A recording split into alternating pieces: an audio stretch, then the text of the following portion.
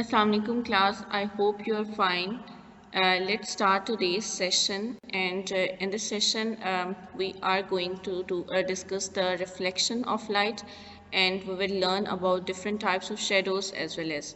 So before moving forward, let's just have a quick recap of what we did yesterday. So yesterday's lesson, we learned about light, how light is formed, what are the different forms of luminous and non-luminous objects. We did some discussed some examples of them. We learned about the speed of light, and we've compared it with the different organisms, and we did a calculation for the speed of light by using the formula v is equal to d over t, in which we use the speed to find the distance as well as time covered for a light to reach the certain object. Followed by that, we learned that what is the ray, and does light moves in a certain line, and we learned about different forms of rays that were parallel, divergent, and convergent. And we learned about different types of opaque objects, in which we did the transparent, translucent, and opaque materials. And we learned and discussed multiple examples of this, and these were the key points that I told you to highlight as well as. So let's just start our today's session. So today we are going to first learn about the shadows. Before moving forward, we first need to understand what is shadow. So basically, a shadow is a region that is formed when the path of light is being blocked. So it means when the path of light is being blocked, then it results into the form of shadows, and that shadow once formed, it means it appears darker, and the formation of shadow shows that the light um, does travel in a straight line. Just because if the light does not travel in this straight line, then it would have bent through the opaque object, and it could have reached the behind that object. So this is the example that is they have given in front of you. So they have mentioned that the building is opaque, and it doesn't allow the light pass through, and the light is coming from the sun, that is the source of light here. And you can see the shadow here would form. This is the area where the shadow formed behind the building. And why shadow is being formed? Because light cannot bend around the building. So this is the another property or a characteristic of the light that you can mention if they can ask. And what is the shadow? So basically it's the area of darkness that where light cannot reach, formed behind the object. Keeping in mind that sun do not stay at the same position, it moves. So once it comes here, then obviously light would come here, the shadow would be different, and then at the end of day it would be here, and the light would come here, and the shadow would form here. So it depends upon the source position of the source of light that where the shadow would form. So this is what they've mentioned next, that as the sun rises to be directly over the building, then sets, how the position of shadow change. So you can mention, you can answer depending upon the position of sun. As it moves at 12, it is on above you, and later on it sets. So depending upon the position, the location of or the size of the shadow also changes. Let's discuss the type of shadows now. So in order to understand the type of shadow, you need to understand the type of shadow depends upon certain factors, and it depends, first of all, it depends upon the size and position of light source. The light source is one from where the light is coming from, and the object that is blocking the light. And you can see here the first type, the example of the first type they have mentioned here. This is the shadow that is being coming from a point source. So it means this is a point source, and the bulb itself is not a point source.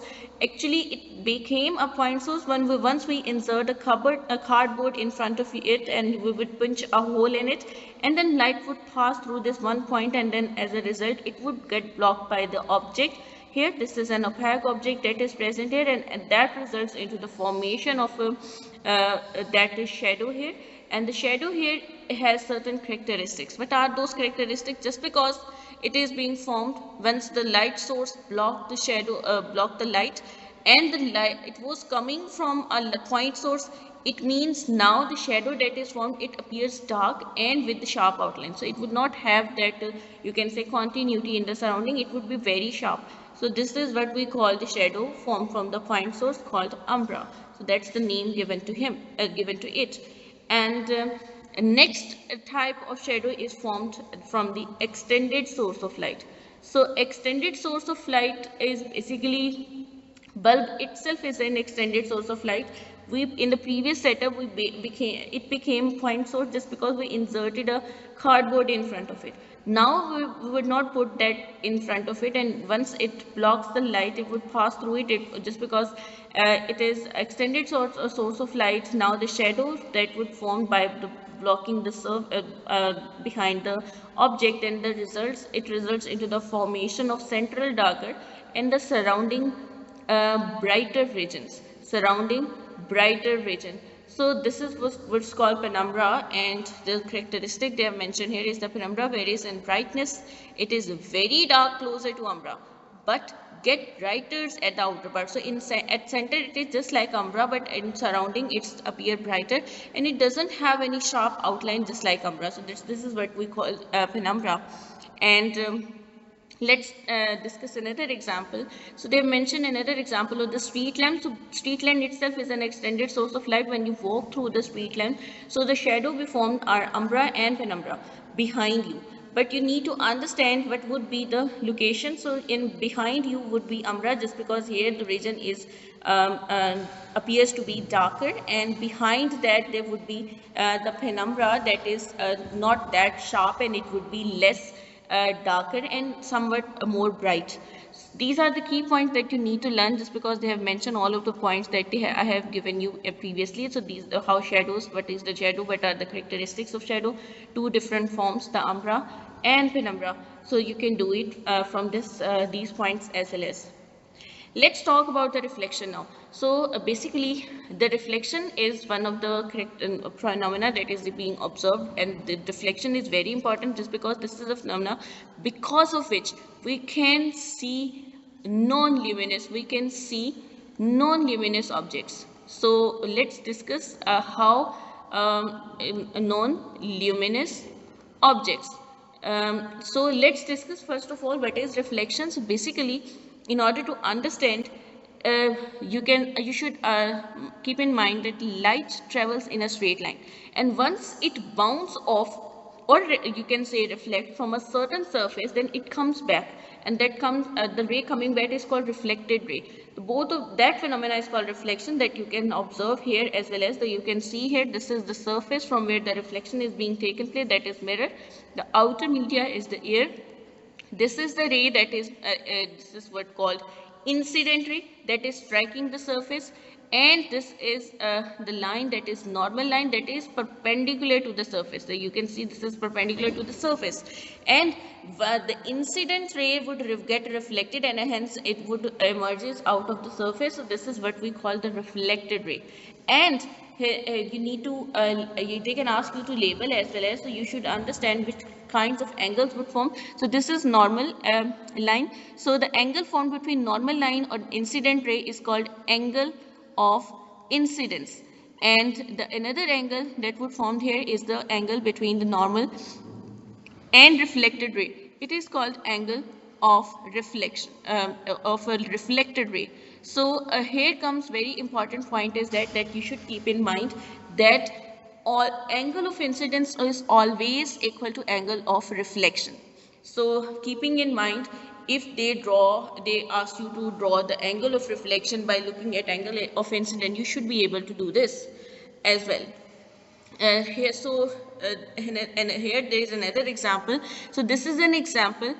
In the previous example, light was striking through certain angle, so it was getting reflected from the same angle in the same plane. But this is a situation where the incident ray is coming at a point normal or usually perpendicular to the surface. Then in this situation, the light get reflect, it would be in the opposite direction but in the same plane. So this is the situation when the light ray strikes at a right angle. So they can ask you to draw that, so you should able to draw this as well as. And when they can be striking could also happen at certain angle. For if it happens at certain angle, then it should be obviously opposite to the normal, light being reflected on the opposite side of the normal, and the very important point here, the angle of incidence would be equal to angle of reflection. The example of it is they have given here, that you can see here, this is the incident ray and this is the reflected ray, and both of these angles should be equal. Then from where you can see the law of reflection comes. So they can ask you to state the law of reflection as well as, so incident ray and the reflected ray, they all lie in the same plane. That is the first point. And the angle of incidence should be equal to angle of reflection. So this is the angle of incidence, incident ray, this is the reflected ray, and these are the angle of incidence and angle of reflection formed along the surface.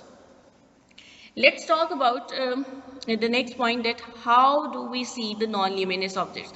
So non-luminous objects again are the objects that do not have their own light, but still why have their own light, why they appear in certain colors. So basically what happened, the one that I have mentioned earlier, that this is because of reflection, just because the non-luminous objects can be seen when light fall off them, or you can just see light reflects from them and then reach our eyes. So basically the example is being given here. So this book is actually not a luminous object, but why its color, why it looks in a certain color. So basically when light comes, so this is what the incident ray, and you can see it is getting reflected and then reaching your eye. This is the you can say reflected ray, and once the reflected ray reach your eye, then your eye retina has a certain receptor cells that would detect and intercept the message and send it to brain. And here you can see again the angle of incidence is equal to angle of reflection. That is very important. You should learn that, as they can ask you to draw as well as. Depending upon the light source, the light coming, they can be parallel, they can be converging light rays, they can be diverging light rays. So for parallel rays, the type we did in the yesterday's class as well as, so the reflected rays would also be parallel. So but for the converging rays, you can see here the converging rays, you can see they are coming from, as they fall on the smooth surfaces. The image is formed, you can see on the screen, that once at the point where both of these rays converge at one point. And for diverging rays, the image doesn't form on the screen. However, the virtual image would form, just because they are diverging ray, they would not meet at one point. So they would the not real image would form, but virtual image would form behind the screen. So other examples of reflection is when you see the mirror. So when the parallel light beam strikes a smooth surface, they would get reflected as a parallel beam in the same direction. So this is the condition for to have a parallel beam.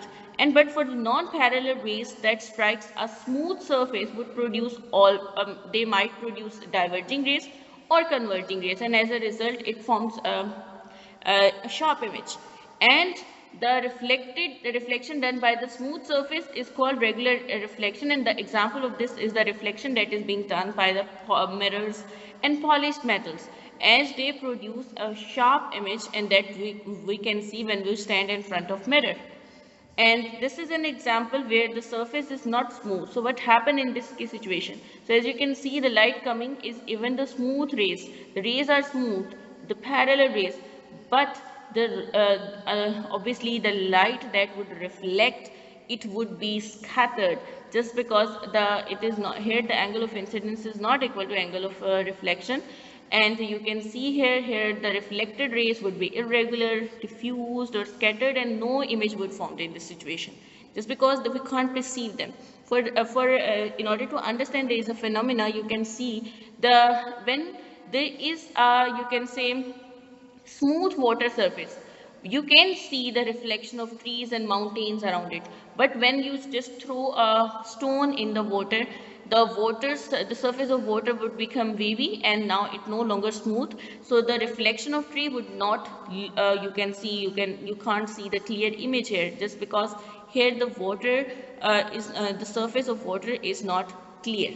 So that's it for today. I hope all of these points are clear to you.